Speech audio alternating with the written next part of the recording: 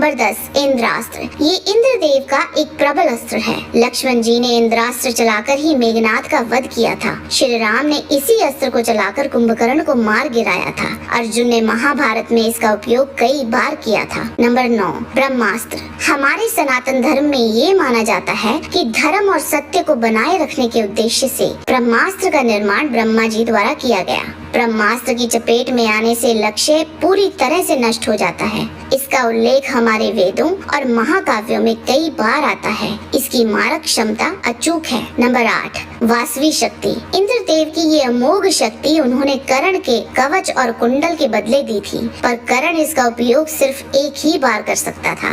इसी से कर्ण ने घटोत्कच का वध किया था। नंबर 7 रौद्रास्त्र। स्वर्ग लोक में अर्जुन ने इसी अस्त्र का उपयोग कर हजारों काल के दैत्यों का वध किया था। अर्जुन इस अस्त्र को कर्ण पर भी चलाने वाले थे, पर उसी समय कर्ण के रथ का पहिया भूमि में धंस गया था। इसीलिए अर्जुन ने इसको वापस ले लिया था। श्री राम ने इसका उपयोग कुंभकर्ण पर किया था। नंबर 6 वज्रास्त्र। देवराज इंद्र का वज्र एक दुर्जय और अत्यधिक शक्तिशाली शस्त्र है। एक बार चलाने पर इससे इतनी ऊर्जा निकलती है जो लाखों प्राणियों को क्षण भर में भस्म कर सकती है। इंद्र ने इसका इस्तेमाल कर वल और वृत्र जैसे अति बलशाली राक्षसों का वध किया था। बाल हनुमान को भी इसका उपयोग कर अचेत कर दिया था। रामायण में ये अस्त्र श्री राम और लक्ष्मण जी के पास था और महाभारत में अर्जुन ने इस अस्त्र को अपने पिता से ग्रहण किया था। वज्रास्त्र को चलाकर ही अर्जुन ने लाखों निवात कवच असुरों का वध किया था। Number 5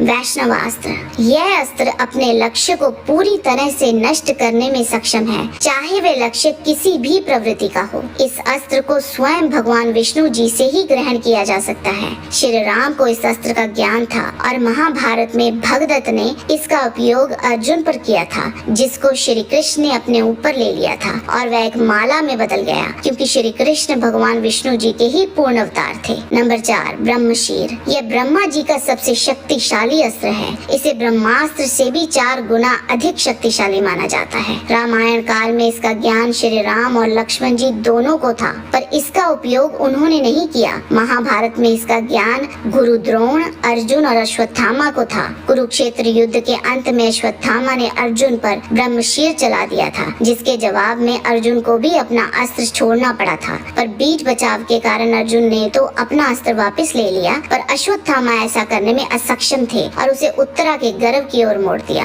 number 3 Narayanastra. यह भगवान विष्णु का एक शक्तिशाली दिव्य अस्त्र है, जिसका प्रतिकार करना असंभव है। इसका प्रतिरोध करने से इसकी शक्ति बढ़ती जाती है और इसका केवल एक ही प्रतिकार है, और वह ये कि शत्रु अस्त्र छोड़कर नम्रता पूर्वक अपने आप को अर्पित करते। इसका उपयोग महाभारत में अश्वत्थामा ने पांडव सेना पर किया था। कुछ ही समय में इस अस्त्र ने पांडवों की एक अक्षौणी सेना नष्ट कर दी थी। तब श्री कृष्ण ने सबको इसके आगे नतमस्तक होने की सलाह दी थी। नंबर 2 पाशुपतास्त्र। यह भगवान शिव का एक अति शक्तिशाली अस्त्र है, जो संपूर्ण ब्रह्मांड को पलक झपकने से भी पहले नष्ट करने में सक्षम है। त्रिपुरा 3 अविनाशी दानव नगरों को नष्ट करने के लिए भगवान शिव ने पाशुपतास्त्र का ही उपयोग किया था। इस बाण का निर्माण भगवान शिव ने किया था। महाभारत में इसका ज्ञान केवल अर्जुन को ही था और रामायण काल में श्री राम को यह अस्त्र ब्रह्म ऋषि विश्वामित्र जी से प्राप्त हुआ था।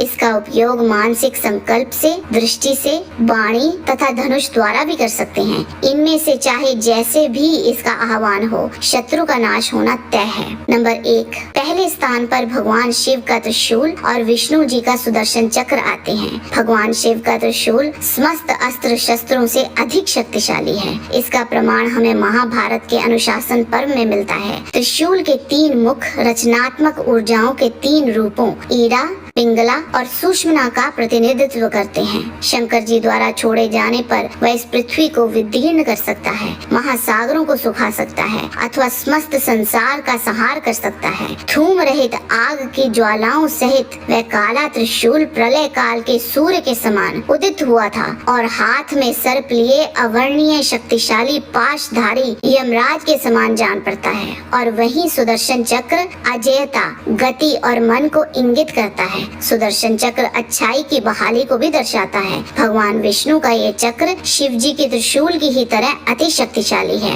एक बार इस चक्र को छोड़े जाने पर इसको काट पाना असंभव है। विष्णु जी के अवतार श्री राम और श्री कृष्ण जी ने इसको धारण किया था, लेकिन इसका उपयोग इन दोनों में सिर्फ श्री कृष्ण ने ही किया था। श्री कृष्ण ने सुदर्शन चक्र से ही शिशुपाल का वध किया था। महाभारत के अनुसार भगवान शिव ने ही यह चक्र विष्णु जी को प्रदान किया था। हम इस सूची को 10 तक ही सीमित रखना चाहते थे, इसीलिए और अस्त्रों का वर्णन संभव नहीं था। इनके अतिरिक्त कई और प्रबल अस्त्रों का माननीय उल्लेख है, जैसे कि कर्ण का भार्गवास्त्र, जिससे उसने बड़ी संख्या में पांडव सैनिकों को क्षति पहुंचाई थी। नागपाश, जिसके उपयोग से मेघनाद ने श्री राम और लक्ष्मण जी को बांध दिया था। इससे मुक्ति के लिए गरुड़ देव को बुलाना पड़ा था। भगवान कार्तिकेय जी का शक्तिशाली अस्त्र वेल, ये माँ दुर्गा ने कार्तिकेय जी को दिया था। इसी से उन्होंने तारकासुर और उसके साथ आए लाखों दैत्यों का वध किया था। अंजलि का अस्त्र, जिससे अर्जुन ने कर्ण का वध किया था। भीष्म पितामह का प्रस्वापन अस्त्र और भी कई ऐसे अस्त्र, अंतर्ध्यान, आग्नेय अस्त्र, सम्मोहनास्त्र, वरुणास्त्र, व्याव्यास्त्र, गंधर्वास्त्र इत्यादि मुख्यतः इन्हीं अस्त्रों को ही अति शक्तिशाली माना गया।